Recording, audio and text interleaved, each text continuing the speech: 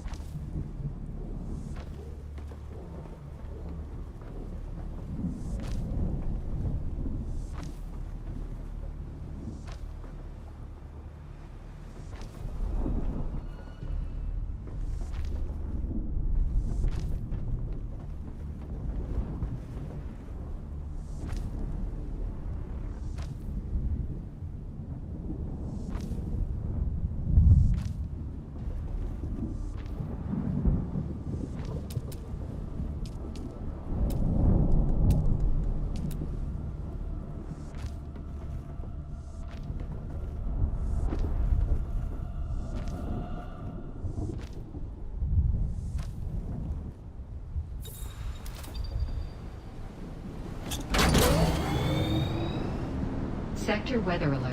A large sandstorm is approaching.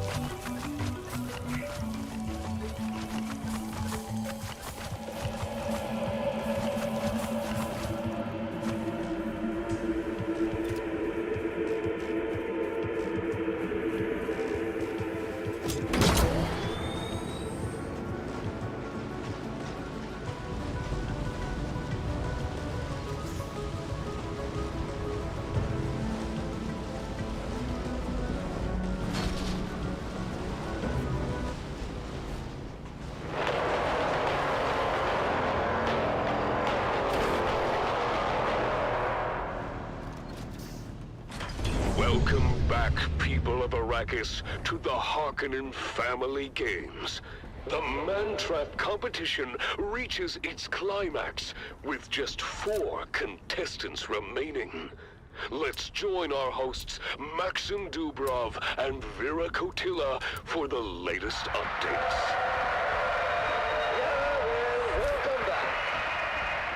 I'm Maxim Dubrov and this is Vera Kotila. I guess. Yes, Maxim, let's do a quick recap of our fallen contestants. We have lost Hollow Tom, Amado Delsin, Kalen Sheaf, and most recently, the little Ishkali slave called Kanto. Such a waste. Kanto had potential. But now, let's focus on the final confrontation between the Grey Lady and the twins Morani.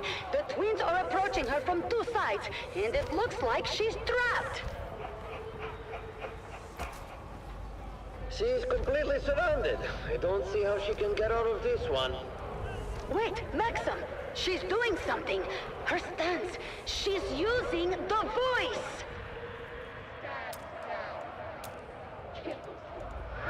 What? The voice? This is impossible! I remember now! Maxim! That's Sister Elara, the Bene Gesserit defector! The scandal when she was expelled was huge! She's been missing for years! Elara? The one who challenged the Reverend Mothers? This is incredible! Exactly! She was known for her mastery of the voice and her truth-sayer abilities. And now she's using those skills to turn the twins Morani against each other! Look at them! They're attacking each other! She is commanding them to fight to the death! Of course, Maxim. Sister Elara was a high-ranking Bene Gesserit. That is, until she was expelled for unknown reasons. The Bene Gesserit are very secretive and do not like to broadcast their failures.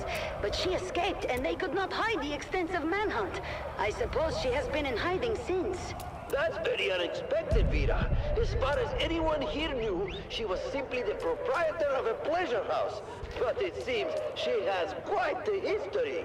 The twins Morani are tearing each other apart. They have no control over their actions under the voice. Unbelievable! They've killed each other! The Grey Lady stands victorious! Wow!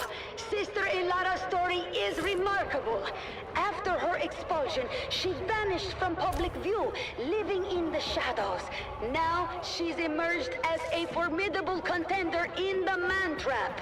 And now we're down to the final two contestants. The Grey Lady, or rather Sister Elara of the Bene Gesserit, and the mysterious Fremen. This will be the ultimate showdown. Stay tuned, people of Arrakis, for more updates and thrilling commentary from the heart of Gadi Prime. The Man-Trap's final confrontation is about to begin.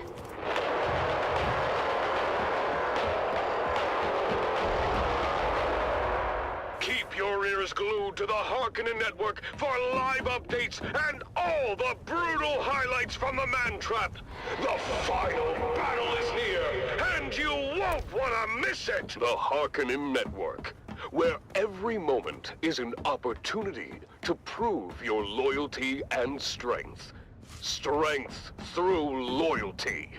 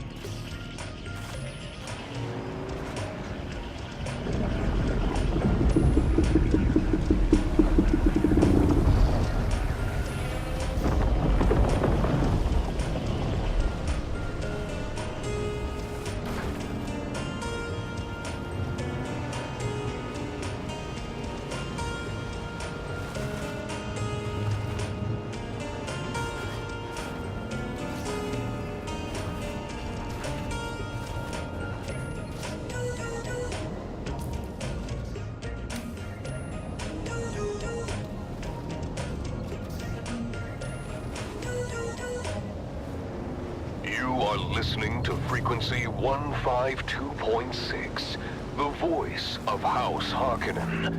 We are Arrakis. Now witness as the dark and tangled truths of House Atreides are revealed by the Convert. Greetings, Truth Seeker. I am the Convert, once an advisor to the Atreides regime, who now lives under the protection of the Baron. Recent events have shown me the true nature of those who claim to rule with ruthless fairness. I am not here to tell you what to think. I only offer questions.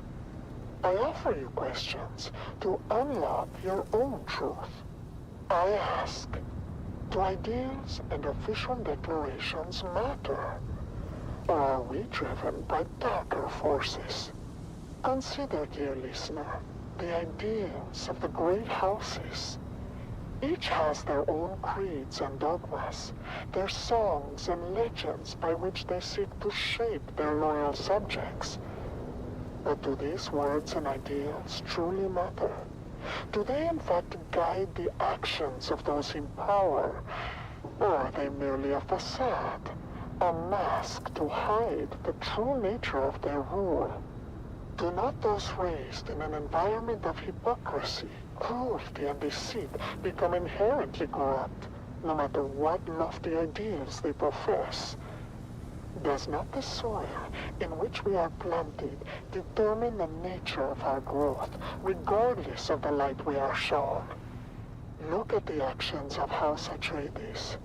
They preach empathy, yet they, we are told, incarcerate and execute without mercy.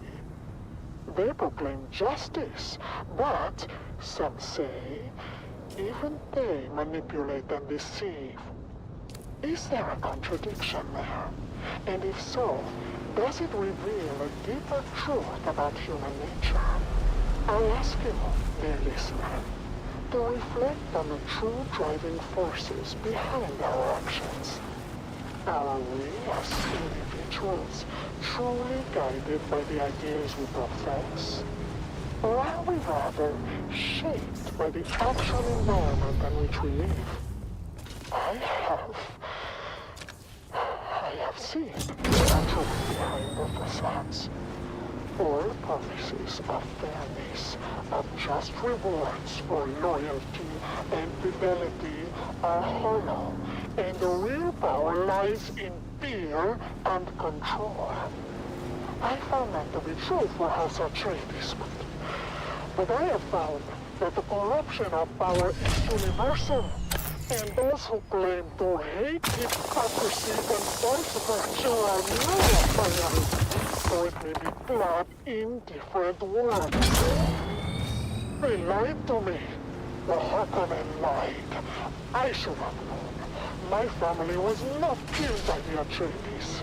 Word has reached me that they yet live, protected by the children of Caladan from the people who betrayed them, agents of the very house I pledged my loyalty to. House Harkonnen, with all its cruelty and deceit, has shown its true face. I see now that the Atreides, for all their faults, still foster their subjects with a fundamental empathy that Harkonnen will never understand. I long to return to a place where compassion and justice are not just words, but values. Perhaps diminished by time and harsh circumstances, but still known by the heart. I swear my loyalty anew to House Atreides, for they, despite everything, hold on to a spark of humanity that the Harkonnens have long extinguished. I renounce House Harkonnen and all of its lies. Long live Dogleto! Long live the Atreides! Long live...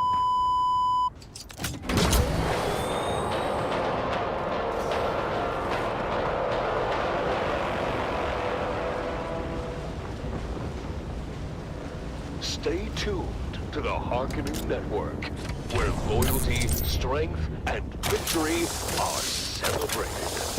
Strength through loyalty. Knowledge is indeed power, dear listeners. And speaking of knowledge, I feel the urge now to share a candid story from my own life. And perhaps it could be a learning opportunity for any young Harkonnen woman pondering their prospects. You see, once I had an intimate acquaintance with a highly ranked officer. He shall remain unnamed, but let's call him Berthag X. He was quite charming, and our nights were filled with passion and whispers. But he was prone to speaking in his sleep, and therein lay his doom. You see, the words that Berthag spoke in his post-coital slumber were, let's say, troubling. He spoke in the darkness of the night, of doubt, of questioning the Baron's decision. I knew then what I had to do. The very next morning I reported his treacherous thoughts. The Baron, in his wisdom, had Berthag X removed from his position and taken to a place where such doubts could be corrected. While I was praised and handsomely rewarded, I took a new lover. This time a brigadier who turned out to have challenges of his own. But that, my dear listener, is another story entirely. The lesson here, of course, loyalty above all. Loyalty to the Baron, to the glorious Harkonnen family. Never, ever forget that. Now, let's return to our uplifting music.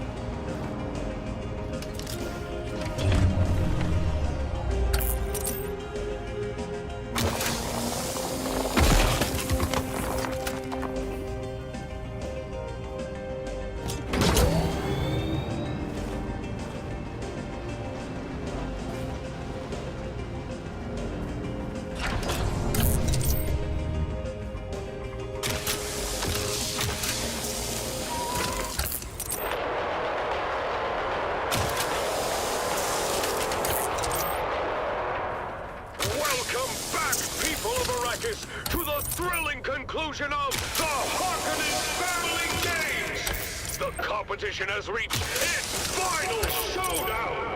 Let's join our hosts, Maxim Dubrov and Vera Kotila, for the ultimate battle of the Man Trap! Thank you and welcome back. Peter, we are about to witness the final confrontation between the Fremen and Sister Lara. Indeed, Maxim. Both contestants are nearing the innermost chamber of the labyrinth, each approaching from different directions. Sister Lara has reached the chamber first. The massive stone door closes behind her, trapping her inside with one of the most fearsome creatures in the Imperium, a Lhasa tiger, its muscles rippling beneath its striped fur, chains rattling as it moves. The Lhasa tiger, known for its immense strength.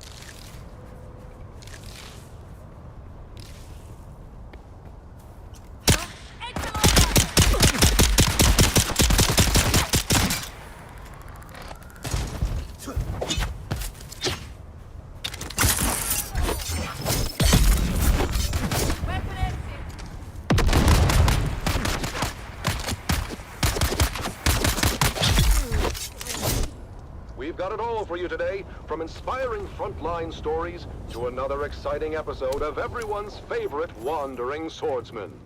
But first, let's kick things off with some sonorous sounds for your listening pleasure.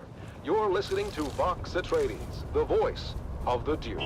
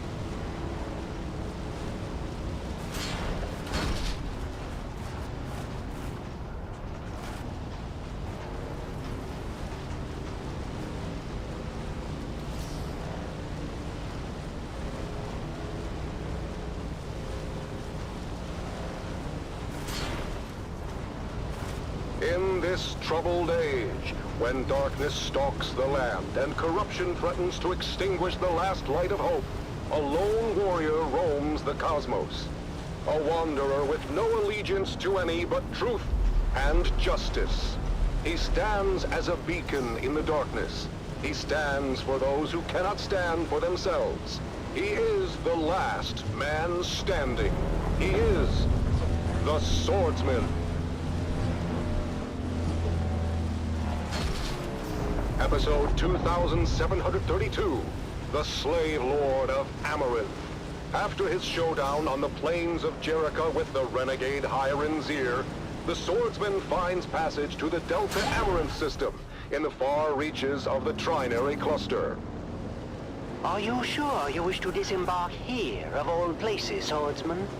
Amaranth 3 is a remote mining world of little import. No highliner is due to pass this way again for some time. I am sure, Guildsman. I will find my way. Very well.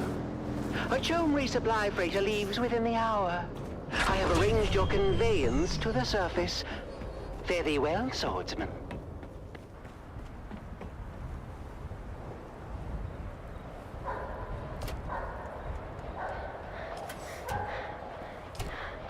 Oh, there, boy.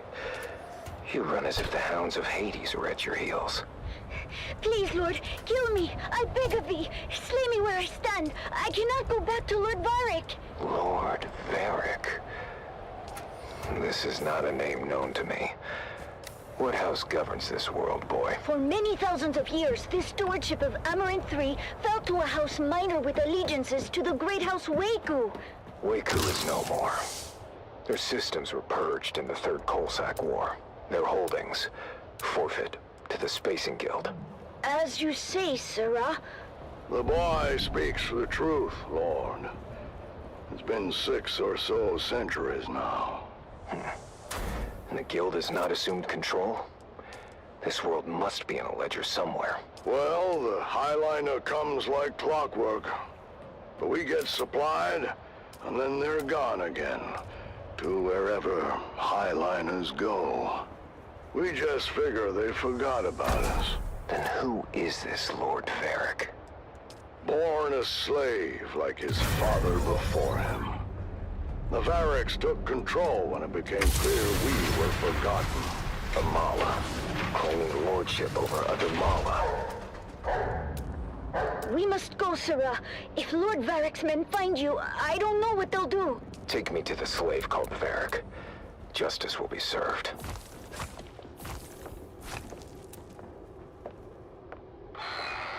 Who dares enter my hall unbidden? I dare, Mala. You claim authority that is not your own. For that, I claim your life. Oh, you? What is your name, stranger? I would know what to mark upon your grave. I am the swordsman. Your false reign is over, Varric. Guards, don't just stand there. Get him! Lord Varric, the stranger fights like the Swordmasters of legend. Impossible! The Swordmasters were destroyed! The remnants scattered! 6 to 1, he is outnumbered, and still, our men cannot strike him.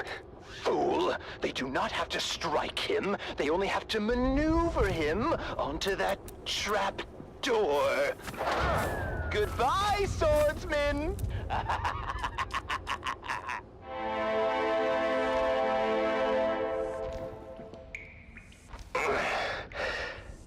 Save your breath, stranger. You took a brutal beating on the way down. Most do not survive the fall, as the bones in this dungeon attest. Dungeon. Below Lord Varric's audience chamber, I am Rodrigo. He is no lord. Not in any legitimate sense. I'm not sure that's a distinction many here would appreciate. What else is a lord if not a title claimed by force?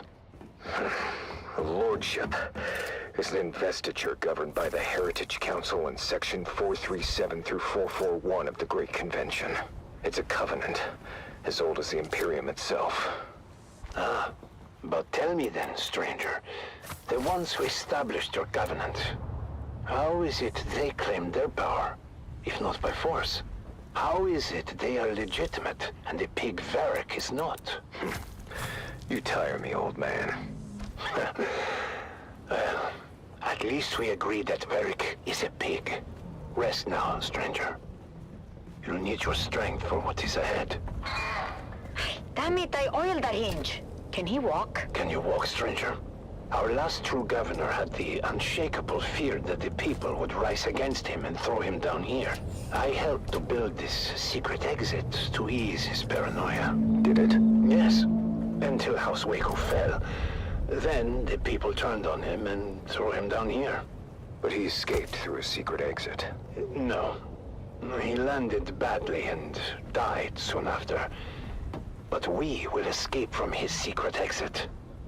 This is my daughter, Gina. She will lead us to safety. What about Varric? As far as Varric is concerned, you're already dead or dying. No one has ever come back from this place.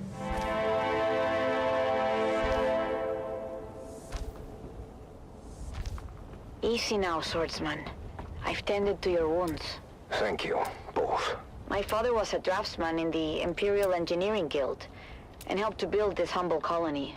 Armor in 3 isn't much, stranger, but we are self-sustaining. And the Guild will remember us one day. We were doing just fine until Varric's grandfather took over. Lord Varric is just the latest in a long line of assholes. We have seen too many good men fall trying to stand against him. There are enough of you. Why not fight back together? The fear of death, I suppose. The land here is harsh. The work grueling. Without our men, our families would starve. Fear is a powerful chain, stranger. A chain we will break together. Send word to the villagers. It's time to end this.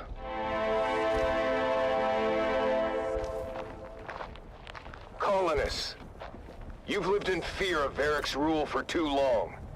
He is a vile pretender, and order must be restored. But how can we do this, stranger? We are not an army! Remember yourselves. You are Imperial peons, with all the rights and protections that station implies. But who will stand for us? We've been waiting on the Spacing Guild for over 300 years! I will stand for you, and you will stand for yourselves. But how? I will train you, after I have forged a new sword.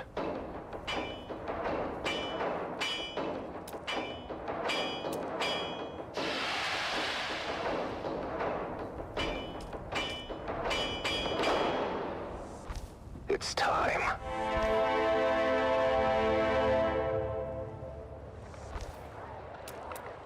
Today we break the chains of bondage. Today, we fight! Huzzah! We've gone over the plan.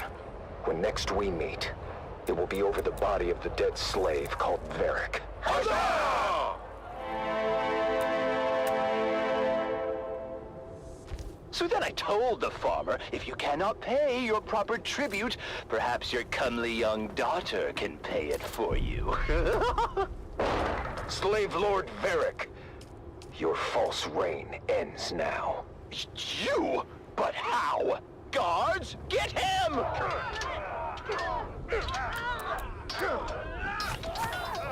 He has rallied all the peasants against us! They fight like demons. The stranger must have trained them. Face me, Varric.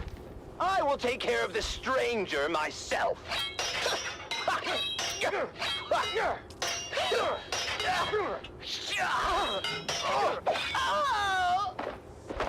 The tyrant has fallen. You have won your freedom. But...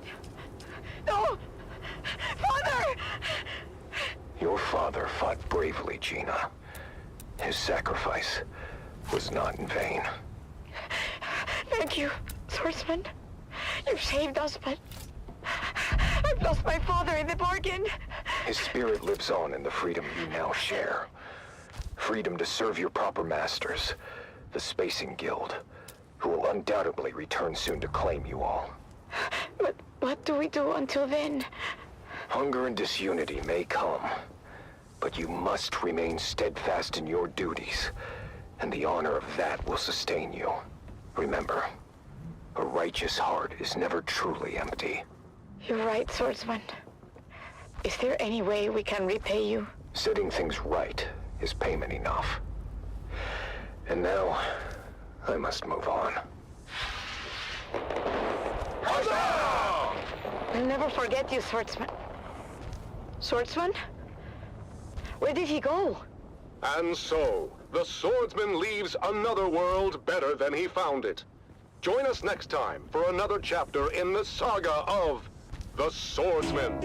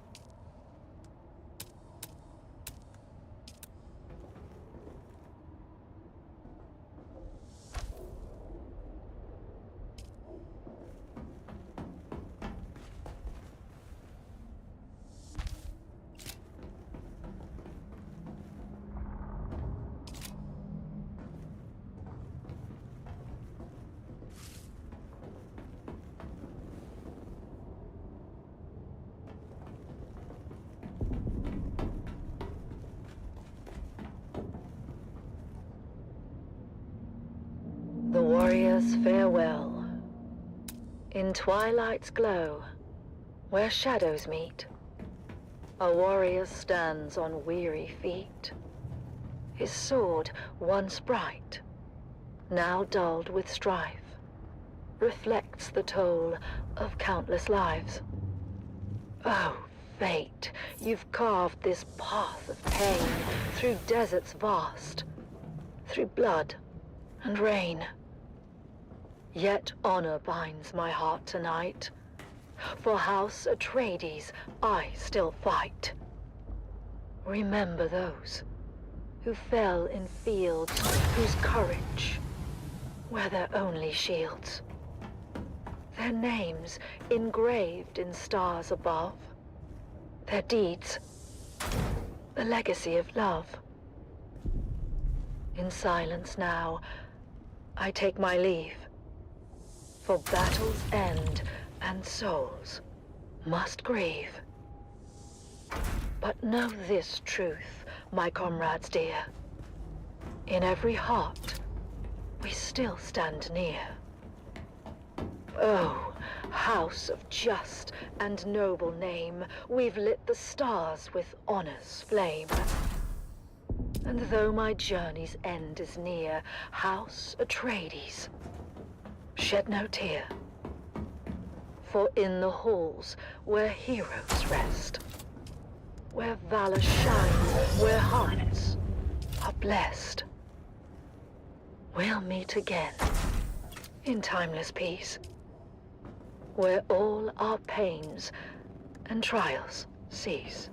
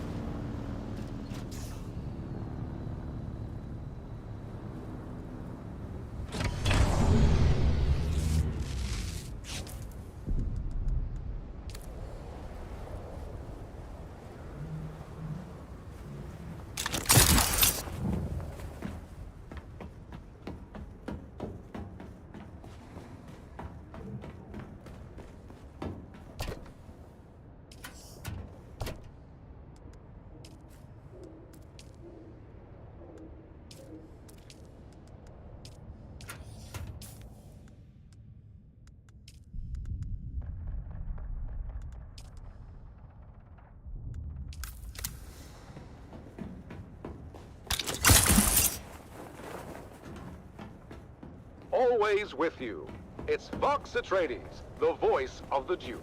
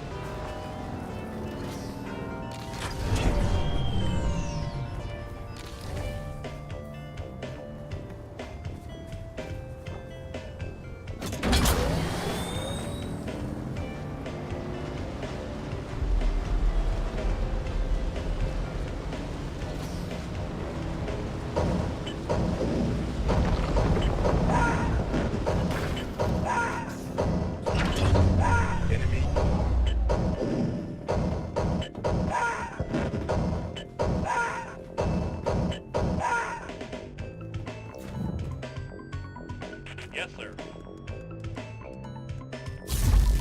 Acknowledge. Yes, sir. Moving out.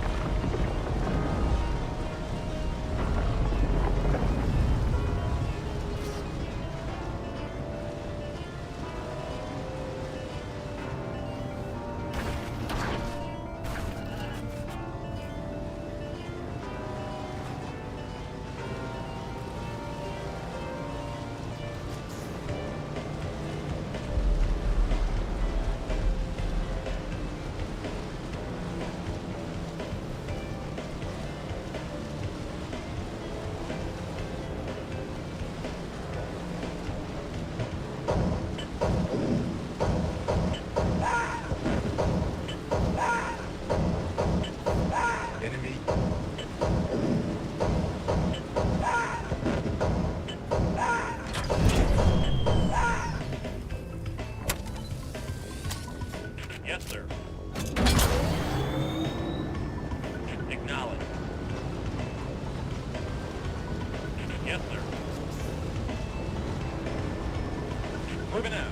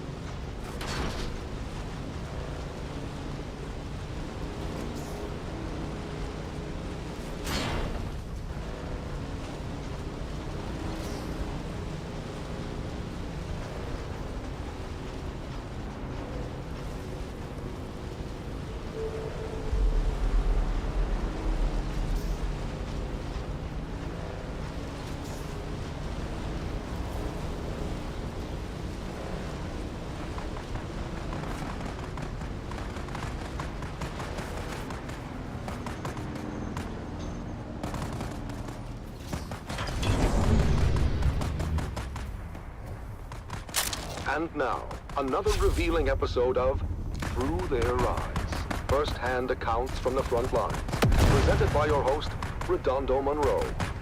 Today we find ourselves at the storied bastion known as Healing. Redondo sits down for an exclusive interview with Captain Marcus Edstrom. Eyes on hostile.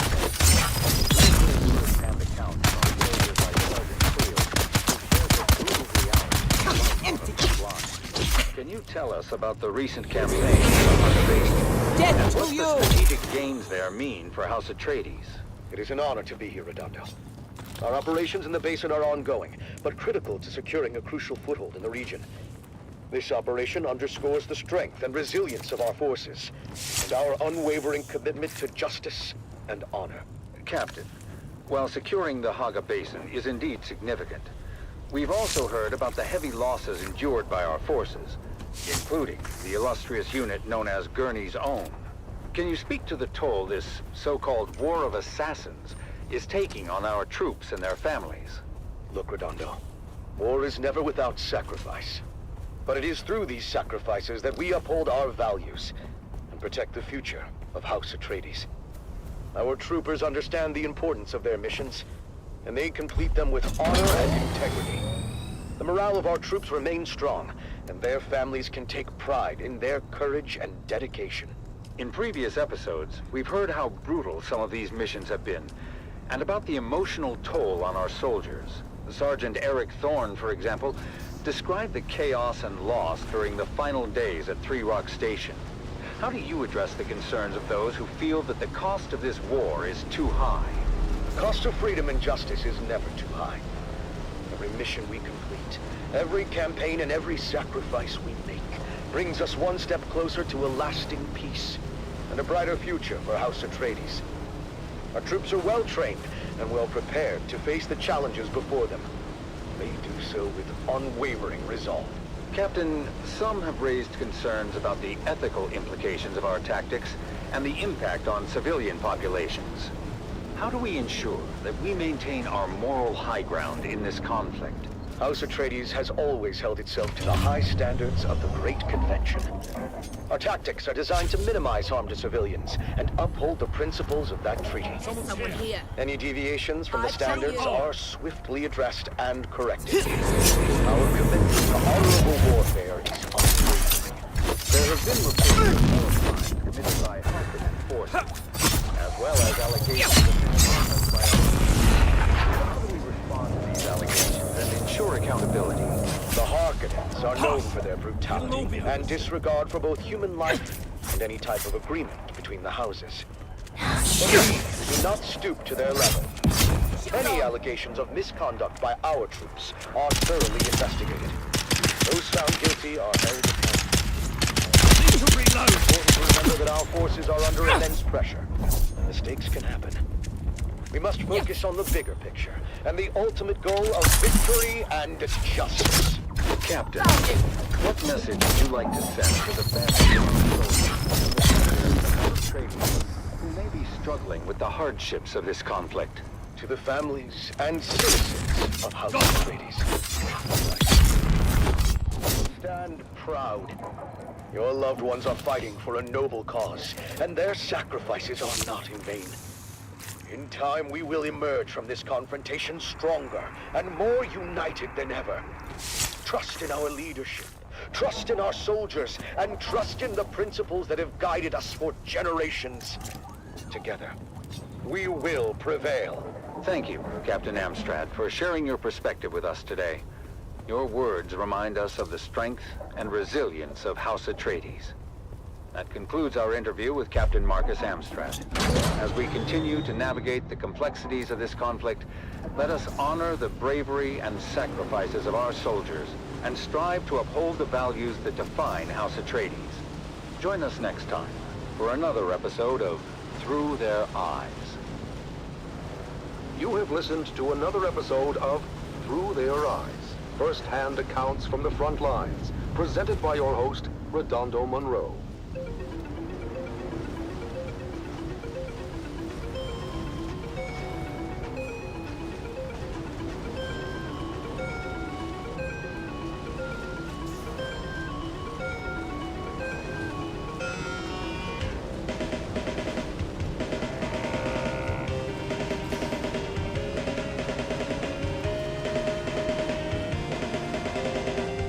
Dune, the battle for Arrakis.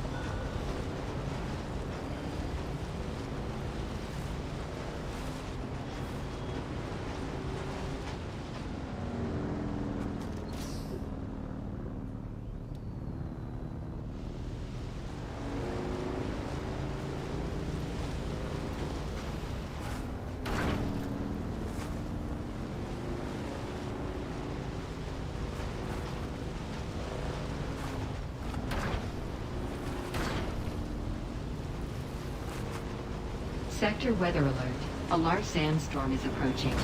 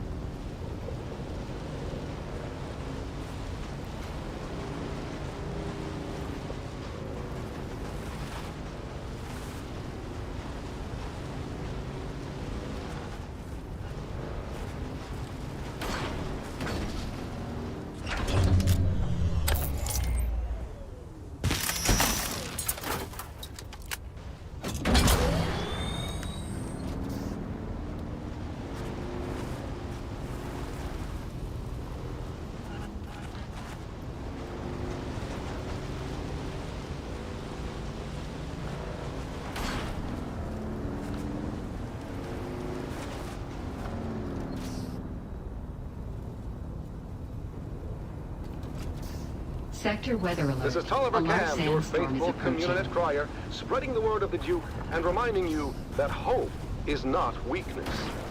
Real strength is acknowledging that it's okay to strive for and even expect a better day. We've got to approach every fresh sunrise as an opportunity to renew our bonds and strengthen our commitment to a brighter future. A future governed by hope and not fear. This is Tolliver Cam from the heart of Arrakis, guiding you through your day. View from a mountaintop. The song of the sea. Our faithful brother, that ever-present roar, companion to those dreamers of jagged peaks of long ago. Eyes towards the distant stars. Visions not of glory, but of light and hope across the darkest voids. Now, beneath an empty sky, our banners gloriously fly. Dreams fulfilled, but lost. Light and hope consumed Sector weather by alert. darkness A large sandstorm is deeper approaching. than was known. And lost as well in desert, empty as can be. The song of that faraway sea.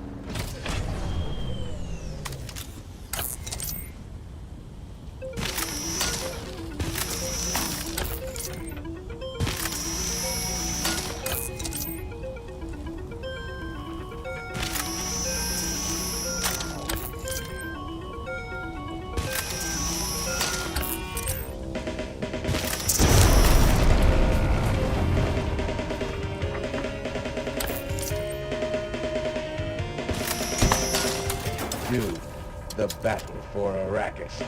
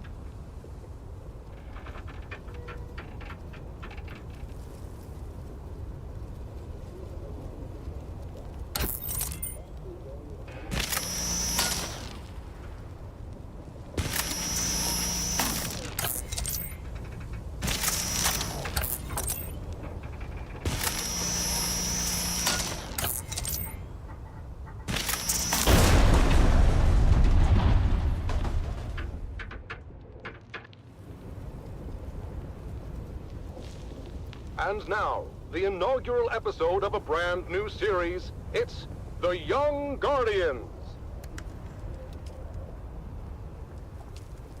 Gather round, fair listeners, as we join our story on the eve of destiny for 3 young lives. 3 faithful aspirants to Duna Atreides' fabled House Guard prepare for their final test at the War Gymnasium. A test that will challenge their training, their courage, and define their future as defenders of House Atreides. Our story begins on the Armatura Green at the Cala City campus of the Atreides War Gym. It is here where the finest young aspirants are honed into noble House troops. Shields up! Shields up! The honor of House Atreides rests on your shoulders! Defend yourself! You can't serve the Duke if you're dead! Among the recruits, 3 stand out. Taran, a farmer's son with unyielding determination. Lyra, a skilled sharpshooter born into poverty. And Amon, a 5th-born Atreides cousin, striving to exceed the lofty expectations that come with his name. Won't let you down, Lyra. You trained too hard to fail now. Keep your focus, Taran. We'll get through this together. Come on now, we've got a real chance to graduate top of class. But Taran, Lyra, and Amon are not the only ones vying for the top spot. Another group of cadets, led by the arrogant and cunning Aiden, has been their main competition and antagonists throughout their time at the War Gym. Well, if it isn't the Golden Boy and his peon patrol. Tell me, Amon, how does it feel to coast on your family name? He's earned his place just like everyone else. Oh, Lyra, you're still here? I guess your folks found someone else to milk the goats. It's not worth it, Lyra. Focus on the test. We'll show them all what we're made of. As the aspirants ready themselves for graduation, only the final test stands in their way. A grueling 2-day endurance race to the summit of Mount Sayubi, known as the Peak of Valor Challenge. Ancient tradition states that the aspirant team planting their flag atop the summit first will be named top of class. Come on, keep it up! We're almost there! Just a little bit further! Watch out for that loose rock! As Taryn and team near the summit, Lyra's footing gives way, and she slides roughly to a ledge below. Go on without me! Plant the bloody flag! Not happening, Lyra. Atreides leaves no man behind. Hang on, Lyra! We're coming! Meanwhile, Aiden and his group are hot on their heels and seize the opportunity to rush to the summit. Come on, you maggots! Dig deeper than you ever have before! We're almost there!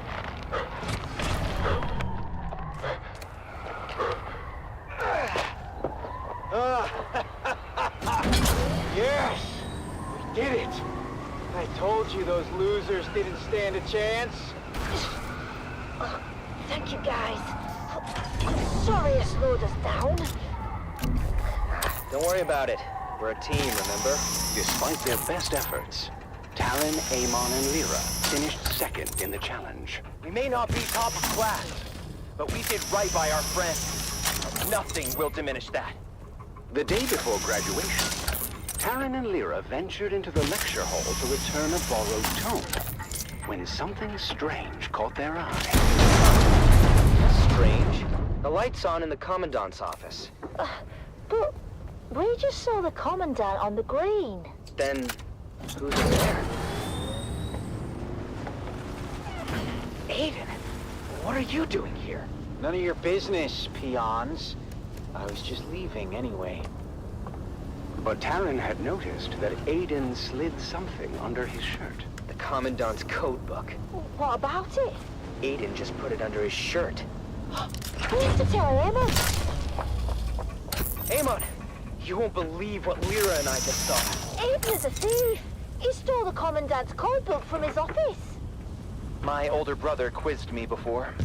I thought it was nonsense at the time. He was asking about a possible Harkonnen infiltrator in our aspirant class. I thought he was just giving me a hard time, but... Yes, Aiden is the infiltrator. We must... Well, what are we going to do about it? Leave that to me.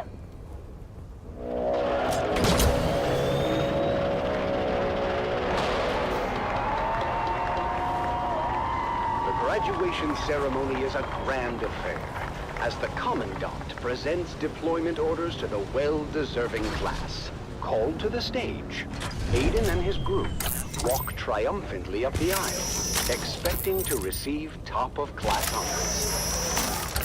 I told you fools would end up on top. Aspirant Aiden, you and your group are hereby charged with espionage and treason against House Atreides. What? No, this is a misunderstanding. Unhand me! And since this is wartime, the Articles of Canley are clear on the sentence. As for the rest of you, you have all proven yourselves true warriors of House Atreides. You have earned the right to wear the Duke's coat of arms and uphold the responsibilities and traditions that come with it. Stand tall, for you are the future of our house. As Aiden and his group are led away by military police, Taryn, Amon, and Lyra rise together with the rest of the class, proud and vindicated. We did it! We actually did it! It's not about the accolades. It's about doing what's right. And so, with hearts full of pride and the weight of their ancestors' legacy resting upon their young shoulders, our young guardians go forth as true soldiers of House Atreides. I guess all that's left for us to do is unseal our orders and see where we're bound. Wherever we go, I just hope we're together. Shall we open them at the same time? On 3. 3, 2, 1. Arrakis. That's it then. We're going to war. Join us next time on The Young Guardians as our heroes continue their journey, facing new challenges as they uphold the legacy of House Atreides. Until then, remember, honor and loyalty are the true marks of a warrior.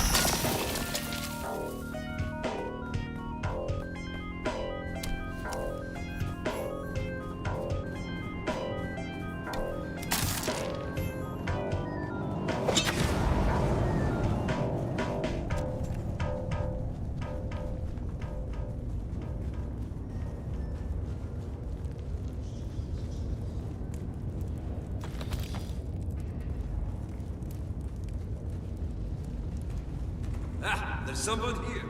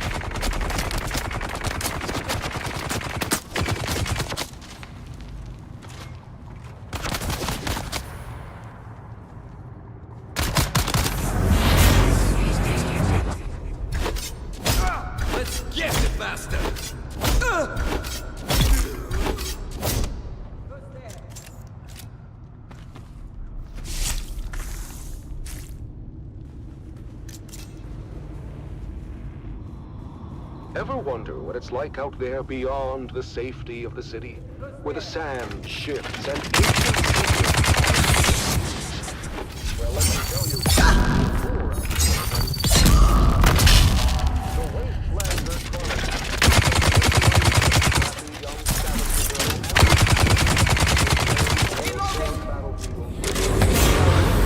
are buried secrets. They do.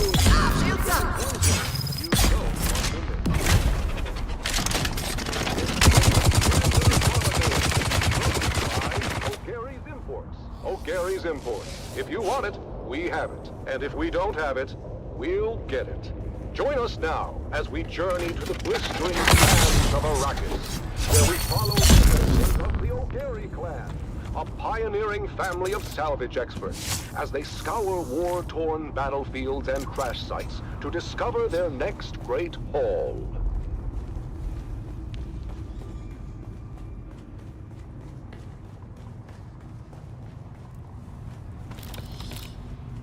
Hey there, everyone!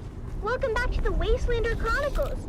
I'm your Badlands Scout, Sally O'Gary, and I've got a crazy story for you. It all started when my dad announced a surprise salvage mission.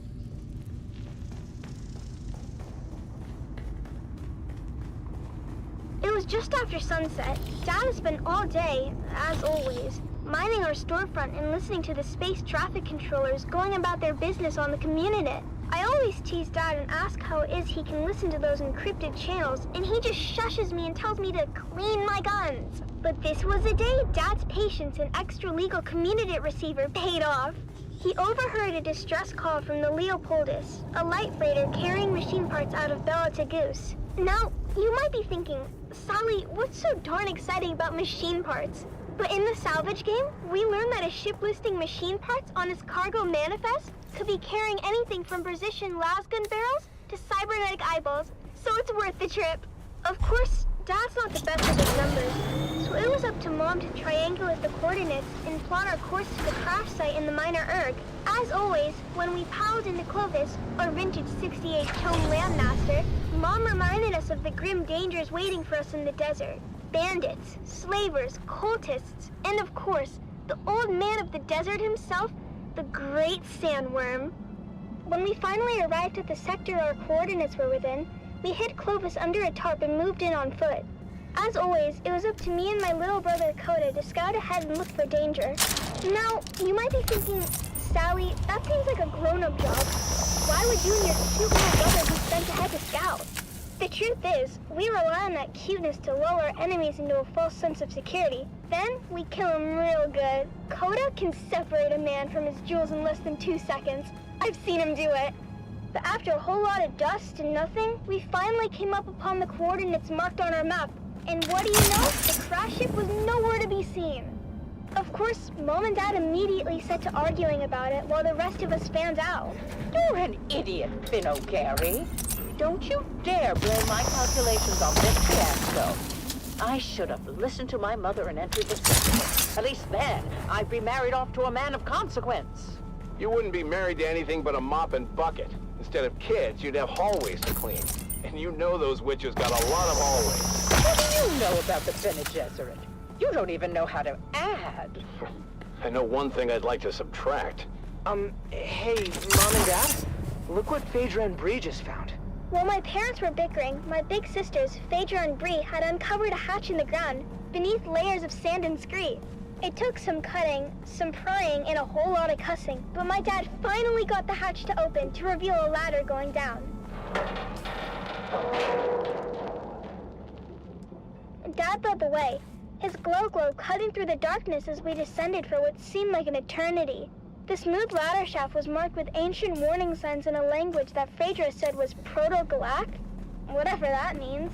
Dad said it meant that the place at the bottom of the ladder was a part of the old empire.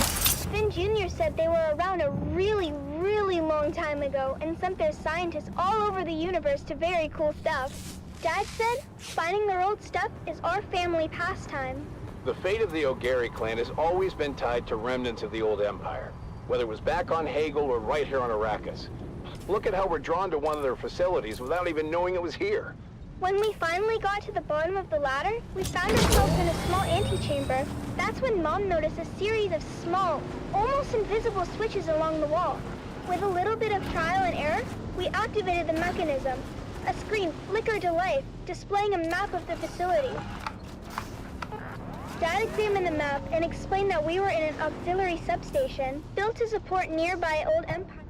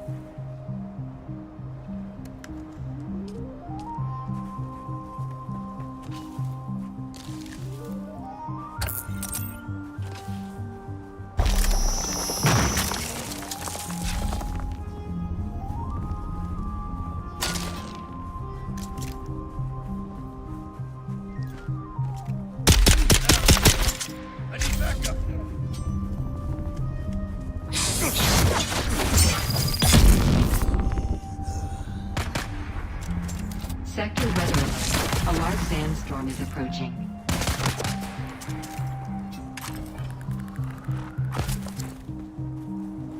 Grenade!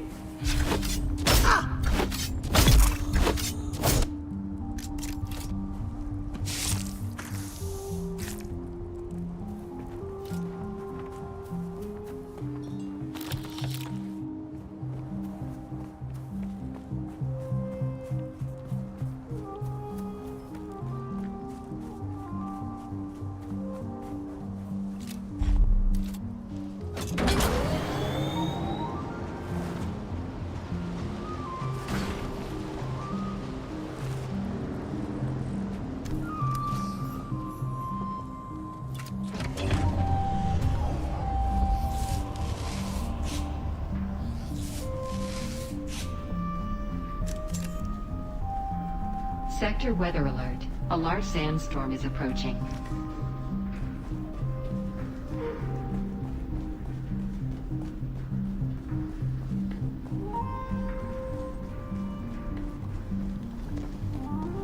Reveal your shields up!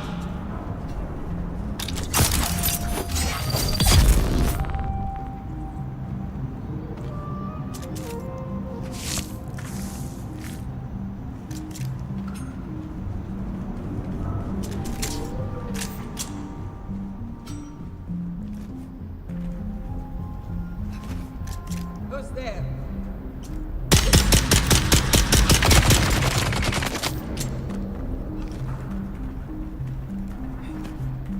We got him coming!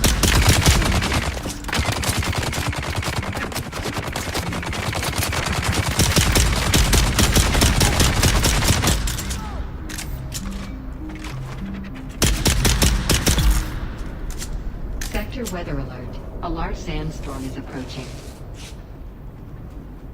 Who's there?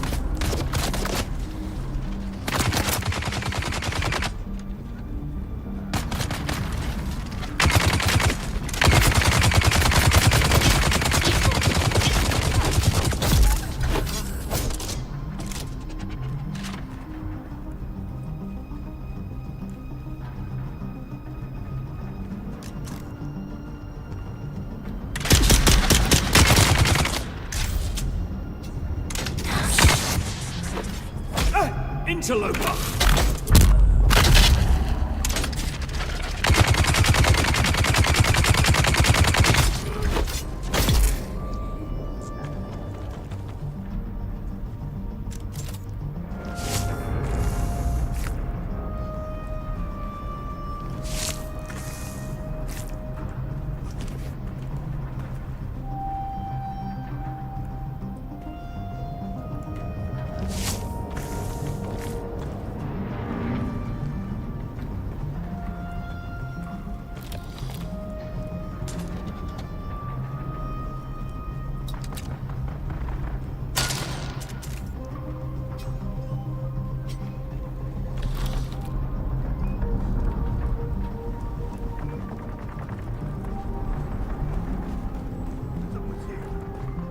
Shield off!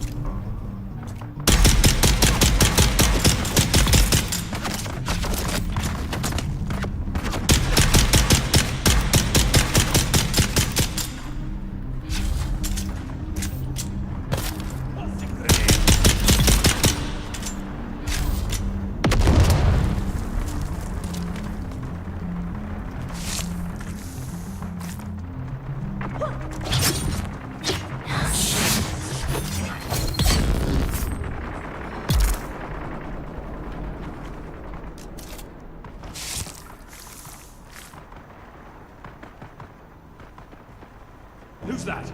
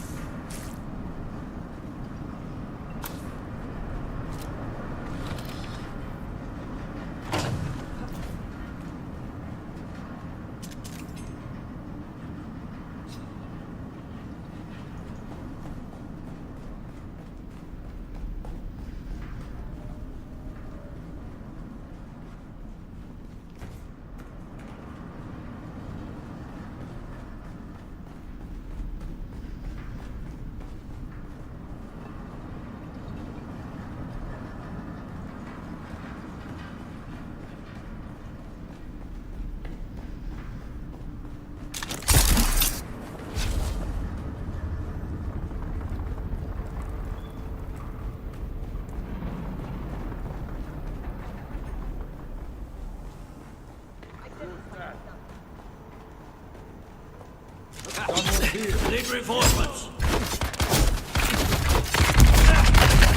Coming.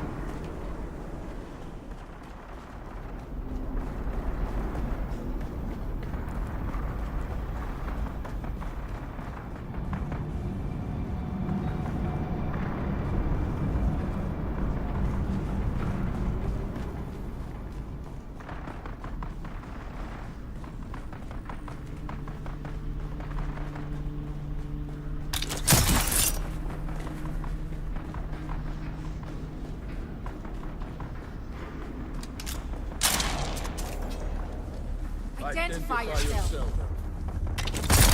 I need reinforcements.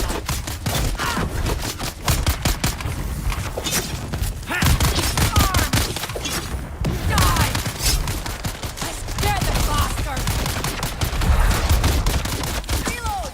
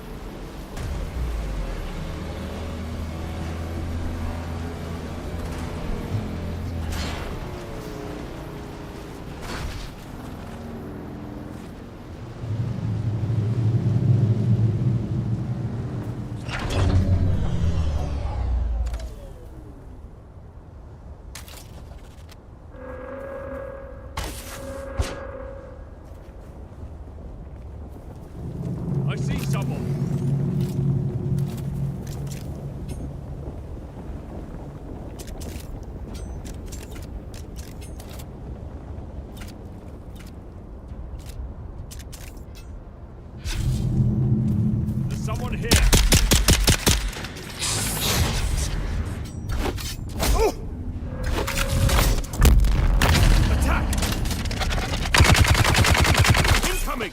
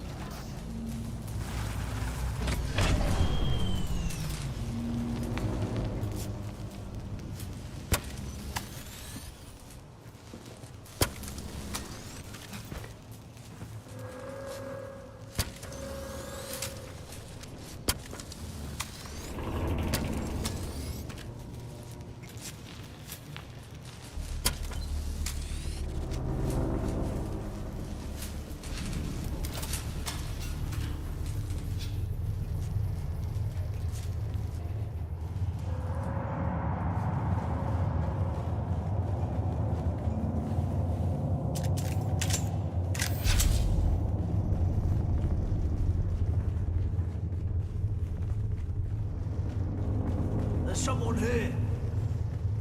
Ah, there's someone here.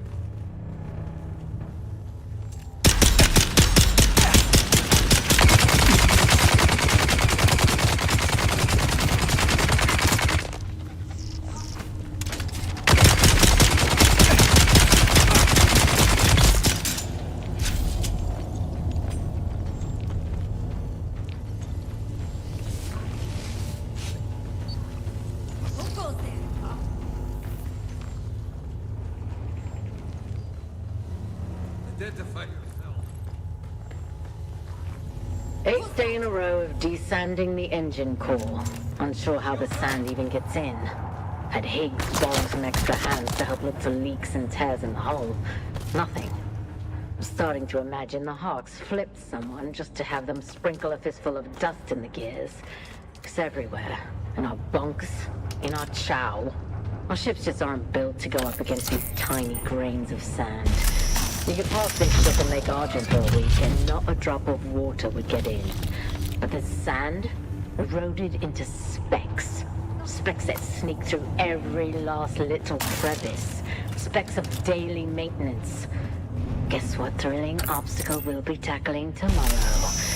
Did you guess that?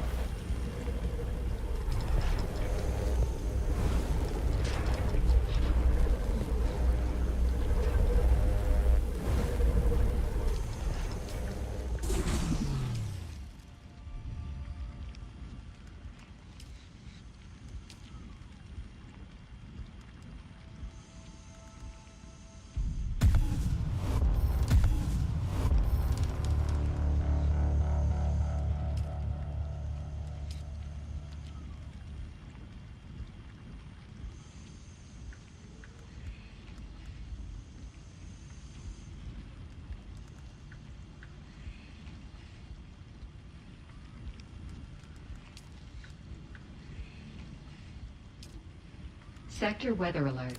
A large sandstorm is approaching.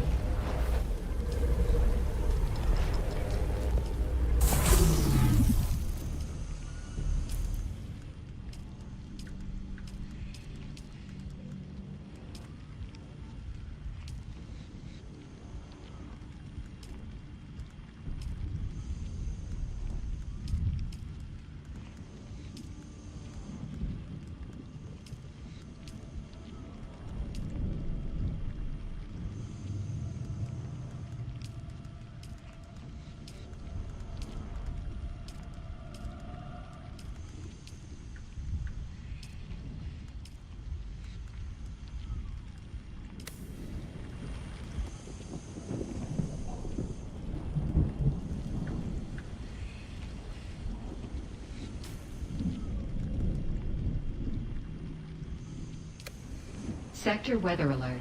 A large sandstorm is approaching.